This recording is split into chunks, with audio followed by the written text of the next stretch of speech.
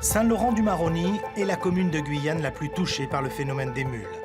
La drogue vient de Colombie, du Brésil ou du Pérou et transite par le Suriname avant de traverser le fleuve Maroni qui sert de frontière. Ici, toutes les familles connaissent une mule dans leur entourage. Cette jeune femme de 33 ans, mère de 8 enfants, a été arrêtée en décembre dernier. Un recruteur lui a proposé 10 000 € pour transporter 4 kilos de cocaïne. J'ai fait stop et quelqu'un a arrêté.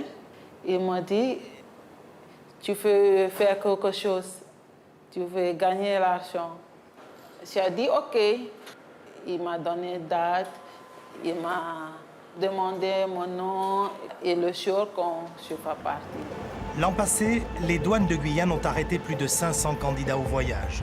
Mais combien sont-ils à passer entre les mailles du filet? Les recruteurs sont partout, dans les écoles, dans les quartiers.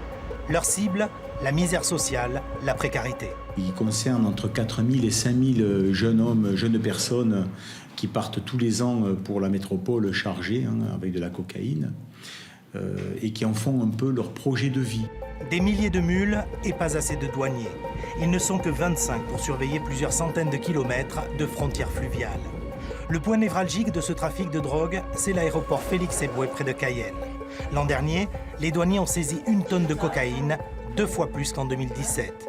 Les trafiquants recrutent des hommes, des mères de famille, des femmes enceintes.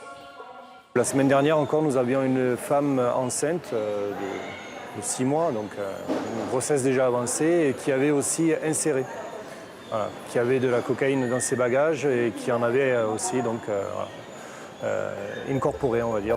Tout est bon pour dissimuler la drogue. Ingérée dans l'estomac, insérée dans les parties les plus intimes ou cachée sous les vêtements.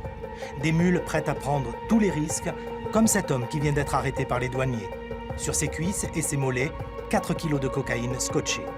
L'autre rempart pour enrayer ce trafic, c'est Orly.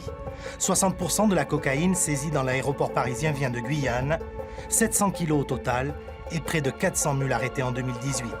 Ce matin, c'est Jack qui a flairé la précieuse poudre. C'est une personne qui sans doute a pris peur et a laissé son bagage sur le tapis bagage. Et le chien de la douane a marqué, ce qui nous a permis de détecter 2 kilos de cocaïne qui était dissimulée dans du lait infantile.